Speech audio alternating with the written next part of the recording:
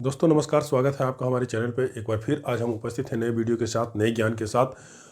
पिछले वीडियो में आपने प्रेजेंट कंटिन्यूअस टेंस तक का अध्ययन कर लिया है। आज हम टेंस के नए प्रकार प्रेजेंट परफेक्ट टेंस की बात करेंगे और उसको देखेंगे।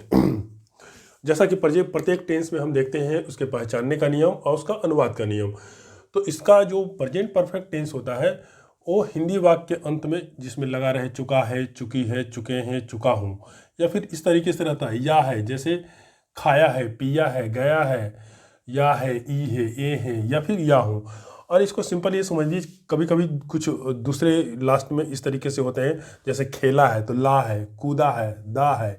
तो उसको जितने भी प्रकार के इसके पहचान है आप इसको आसानी से आइडेंटिफाई कर सकते हैं। इसको इस क्लास में ऐसे रखिए कि जो जो हिंदी वाक्य है, अगर उसके क्रिया के अंत में आ की मात्रा ये आ है और इसकी मात्रा ऐसे लिखते हैं आ, बड़ी ई की मात्रा ऐसे लिखते हैं और ए की मात्रा ये ऐसे लिखते हैं।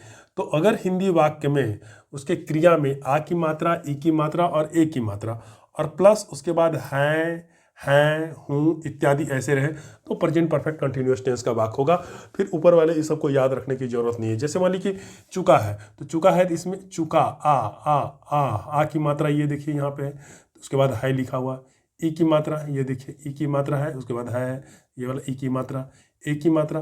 तो जितने भी हिंदी वाक्य होते हैं उसमें बस यही आ, ई और ए की मात्रा रहता है और उसमें है, हूँ इस तरीके से अंत होता है। तो प्रेजेंट कंटिन्यूअस टेंस का वाक्य होगा। ठीक है, अब ये बातें समझ में आ गई आपको कि अगर हिंदी का वाक्य दिया हुआ रहे और उसमें इन मात्राओं के साथ है, हूँ रहे तो वो प्रेजेंट कंटिन्यूअस टेंस का वाक्य रहेगा। लेकिन ज़्यादातर जो क्रियाएं अंत होती है चुका है, चुकी है, चुका हूँ यही रहता है, या फिर या है, ई है, ये है, या हूँ रहता है।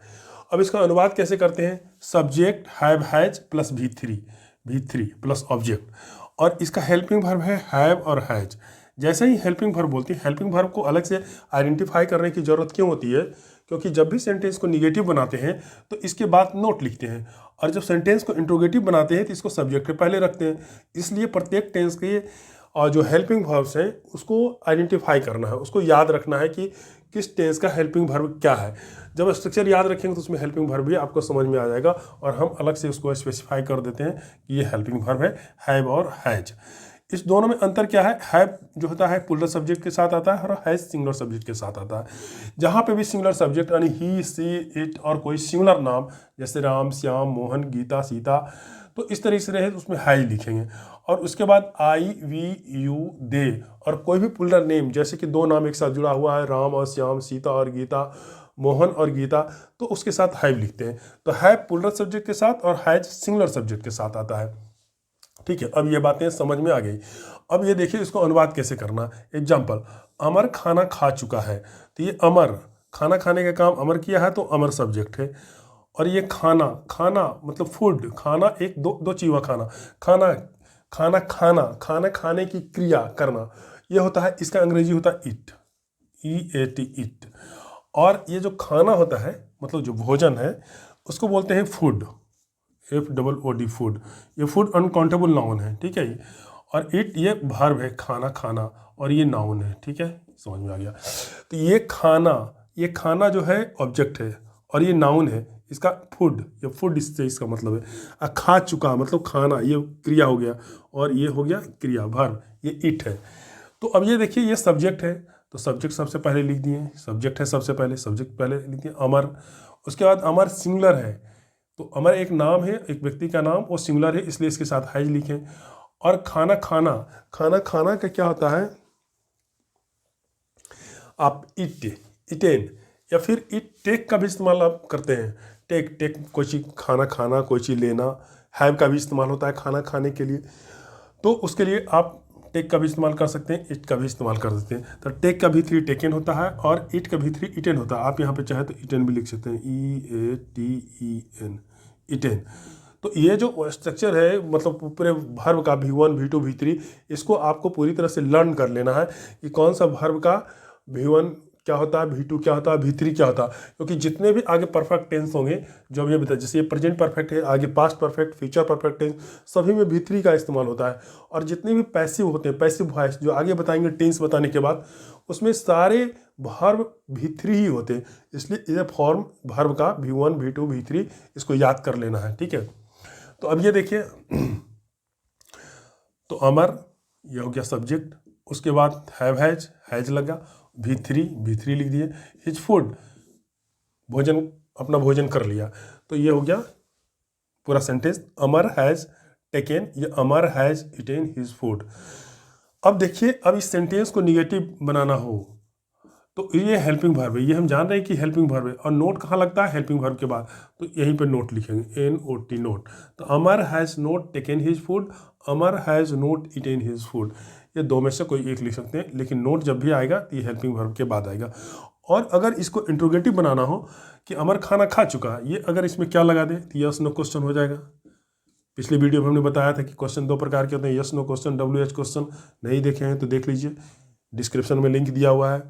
तो ये क्या अमर खाना खा चुका है, यस नो क्वेश्चन है, तो यस नो क्वेश्चन में सिर्फ हेल्पिंग वर्ब को आगे कर देते हैं, तो ये हैज जो है यहाँ पे रखा हुआ, इसको अमर के पहले रख देंगे। तो has Amar eaten his food, या फिर has Amar taken his food, दोनों सही है। और लास्ट में फिर क्वेश्चन मार्क इस तरीके से लगा देंगे अगर ये इंट्रोगेटिव बनाएंगे तो। और अगर सेंटेंस इंट्रोगेटिव निगेटिव है, यानी ये प्रश्न भी है और उसमें नोट भी लिखा हुआ, क्या अमर खाना नहीं खा चुका है, तो हैज, ये हैज आगे आएगा और नोट यही रहेगा, तो has Amar note taken his food, has Amar note eaten his food, दो में से कोई सा भी। और कोई क्वेश्चन वर्ड हो, जो क्वेश्चन वर्ड जिसका आंसर हम यस नो में नहीं दे सकते हैं, उसका हमको आंसर देने के लिए डिस्क्राइब करना पड़ेगा, उसको हमको कुछ बताना पड़ेगा। तो ऐसे क्वेश्चन जो WH वर्ड से, क्वेश्चन वर्ड से शुरू होता है, तो उसको सबसे पहले हैज के पहले लिख देंगे। जैसे मान ली कि अमर खाना खा चुका है, अमर खाना कब खा चुका है, तो कब के अंग्रेजी होता है व्हेन, WHEN व्हेन, व्हेन के बाद ये हैज रहेगा, when has Amar eaten his food, when has Amar taken his food. ये बातें अब समझ में आ गई होगी। सभी टेंस एक ही तरह से बनता है, अगर आपको एक टेंस समझ में आ गया अच्छी तरह तो बाकी टेंस में कहीं कोई दिक्कत नहीं है। ठीक है, अब दूसरा एग्जांपल लिखते हैं, उसने मुझे नहीं देखा है, उसने मुझे नहीं देखा, ये पहले से निगेटिव बना हुआ, इसमें कोई घबराने वाली बात नहीं है। ये यहाँ पे हैव है, यहीं पे इसके बाद हम नोट कर देंगे, नोट दे देंगे, बस ये निगेटिव बन जाएगा।